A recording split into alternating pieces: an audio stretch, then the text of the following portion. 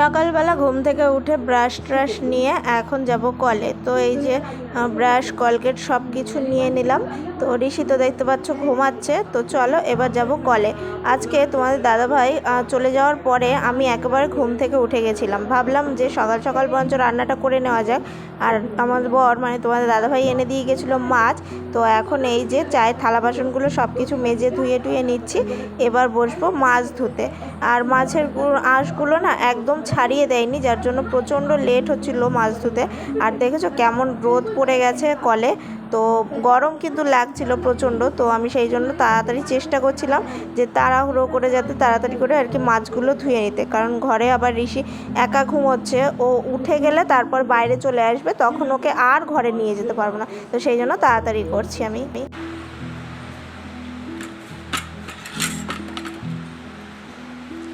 Good morning everyone, কেমন আছো তোমরা সবাই? আশা করছি খুব ভালো আছো, আমিও খুব ভালো আছি। দেখো আমার channel little life and dreams চ্যানেলে আবার একটা নতুন ব্লগে তোমাদের সবাইকে ওয়েলকাম। এখন বাজে 9টা বাজতে 5 মিনিট বাকি, আর আমি মোটামুটি মাছ টাছ ধুয়ে নিয়ে চলে এসেছি। এবার বসাবো মাছ ভাজা। আজকে মাছ ভাজা করবো, তরকারি করবো, তারপর বসাবো ভাত। নাহলে আশা করি 10টার মধ্যে হয়ে যাবে। চলো, হাঁপাচ্ছি। চলো তাড়াতাড়ি কাজগুলো শেষ করি। গতকাল যেহেতু ওই যে আলু দিয়ে যে পকোড়াগুলো করেছিলাম, তো কিছুটা না তেল রয়ে গেছিলো বেশি, তো সেই তেলটা আমি আর ঢেলে রাখিনি, ওই ননস্টিকের কড়াইটার মধ্যেই রয়েছে। তো আজকে যেহেতু মাছ ভাজবো, তো আমি ভাবলাম ওই তেলটার মধ্যেই মাছ ভেজে নিই, কিন্তু দেখি ওর মধ্যে ওই যে ওই গুঁড়ো গুঁড়ো ওগুলো পড়ে রয়েছে, তো ওর মধ্যে তো মাছ ভাজতে পারবো না। তো সেই কারণে আগে একটা ছাঁকনি দিয়ে বাটির মধ্যে ভালো করে তেলটাকে ছেঁকে আমি বার করে নিচ্ছি। আর যেহেতু এই যে এই গুঁড়ো গুঁড়ো এগুলো আমাকে ওই গামলার মধ্যে ফেলতে হবে, তো গামলায় তো রয়েছে মাজা থালা বাসন, তো সেই জন্য গামলাটাকে খালি করতে হবে, বাসনগুলো জায়গার জিনিস জায়গায় গুছিয়ে রেখে তারপর এই নোংরাগুলো মানে গামলার মধ্যে আমি ফেলবো।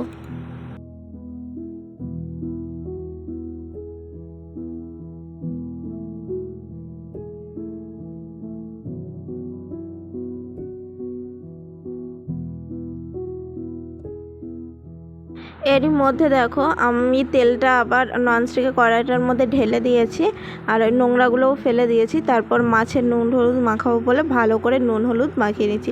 অনেকে জানো তো মাছ ভাজার সময় তাতে একটু বেসনও দিয়ে দেয়, জানি না বেসনটা কী কাজে লাগে, কিন্তু এটা যদি আমাদের এখানে দেখিনি, আমরা উত্তরপ্রদেশ গেছিলাম যখন আমার শ্বশুরমশাইয়ের বাড়ির ওখানে, তো ওখানে দেখেছিলাম যে ওরা মাছের সঙ্গে আর কি একটু বেসন আর কি মাখিয়ে নেয়। ওরা বলে নাকি এতে ভালো হয়। তো যাই হোক, আমি কখনো ট্রাই করিনি, আমি এইভাবেই করি।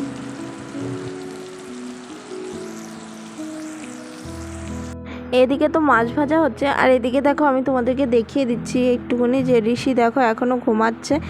পাখা চলছে ঠিকই, দুটো পাখা চলছে, একটা এই যে স্ট্যান্ড ফ্যান আর একটা চলছে এই যে স্লিং ফ্যান, কিন্তু যেহেতু ঘরের মধ্যে রান্না হচ্ছে না, তো হাওয়াটা একটু গরমই টানছে। বিশেষ করে এই কারণেই আমার সকাল সকাল রান্না করা, যে যত আর কি দেরি করে স্নান করব তত মানুষজনের ভিড় হবে কলে, তো ততই আমার স্নান করতে লেট হবে। তো সেই কারণেই আর কি আরও তাড়াতাড়ি মানে কাজবাজগুলো করে নেওয়ার আমি চেষ্টা করছি। তো দেখো এখানে দেখতে দেখতে আমার মাছ ভাজা তো হয়ে গেছে, তো এবার মাছগুলো সব তুলে নিচ্ছি। এবার হচ্ছে আমি মাছের আলুগুলো ভেজে নিচ্ছি একটু।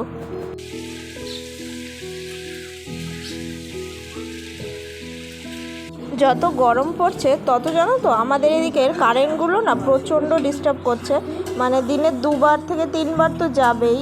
আর ঠিক কাজের সময় যখন দরকার পড়ে তখনই না কারেন্টগুলো চলে যায়। তো সেই কারণে আমি তাড়াহুড়ো করে মশলা টশলা করে এখানে তরকারিটা বসিয়ে দিয়েছি। তো আমি মশলাটা কষিয়ে তারপরে এখন আলু টালু দিয়ে ভালো করে নেড়ে চেড়ে নিচ্ছি, মানে মিশিয়ে নিচ্ছি। তারপরে আর কি ভালো করে কষানো হয়ে গেলে এবার জলটা দিয়ে দেবো।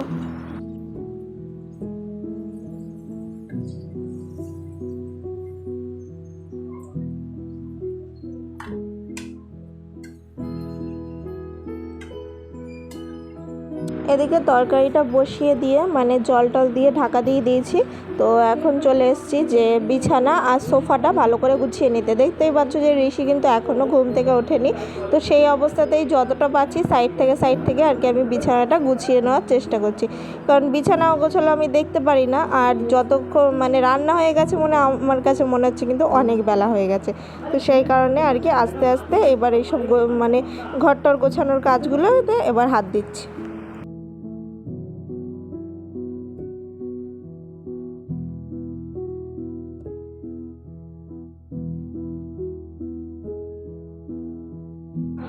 আর ওদিকেও বিছানা গোছানোর কাজ শেষ করে জামা কাপড়ও গুছিয়ে টুছিয়ে নিয়ে এখন দেখো চলে এসেছি আমি গাছে জল দিতে। এখন হচ্ছে যা পরিমাণে গরম পড়ছে, মানুষই তো মনে হচ্ছে সবসময় জলের মধ্যে থাকলে বা জলের কাজ করলে ভালো হয়, সেরকম গাছগুলোকেও যত্ন নিতে হবে। তো একটুখানি সকালবেলাটা তো টাইম পাইনি দেওয়ার, সেই কারণে এখন একটু জল নিয়ে আমি গাছে দিয়ে দিলাম ভালো করে।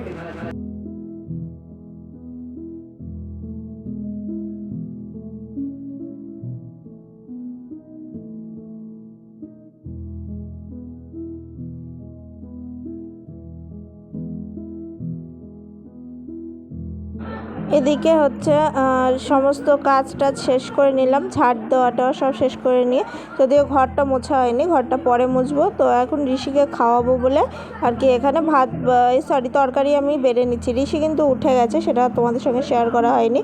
এখানে তরকারি নিয়েছি এটা মাছ, এর ঝোল, আলু আর হচ্ছে মাছের মাথাটা তো কেউ খায় না, যার জন্য মাছের মাথাটা এই যে আমি নিয়ে নিলাম। তো এবার চলো ঋষিকে খাইয়ে নেওয়া যাক।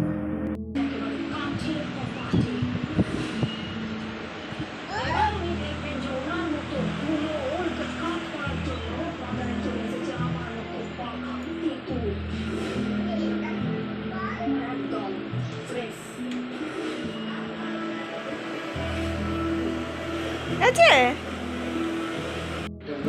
চলো ঋষিকে ভাত দিয়ে দিয়েছি, মোটামুটি সব কাজ হয়ে গেছে। এবার ওকে খাওয়াবো, ঘরটা মুছবো, তারপর স্নান করবো। সব কাজ হয়ে গেছে, জামা কাপড় কেচে আসলাম যে কটা ভেজানো ছিল। খুব গরম লাগছে, এক টানা কাজ করেছি না, ভীষণ গরম লাগছে। স্নান ধান হয়ে গেছে, ওদিকে ওই যে দেখো ওই যে পুজো দেওয়া হয়ে গেছে। আর এখন বাজে হচ্ছে 1টা বাজে 5 মিনিট বাকি। এখন বাজে হচ্ছে 1টা বাজে 5 মিনিট বাকি। আর একটু জল খেয়ে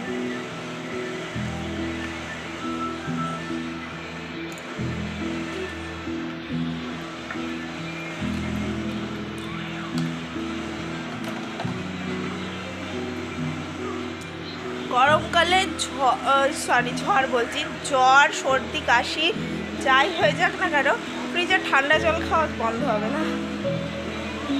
হ্যাঁ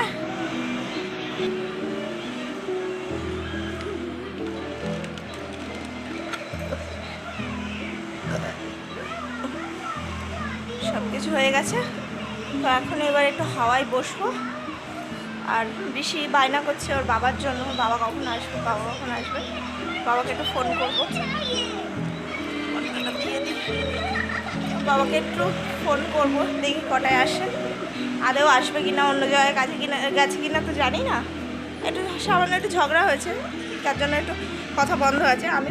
আমি জাস্ট নাম্বারটা ওকে ধরিয়ে দেবো, ওই কথা বলবে, কখন আসবে না আসবে। এখন যেহেতু কথা বলতে শিখে গেছে না, এখন সব বলতে পারে।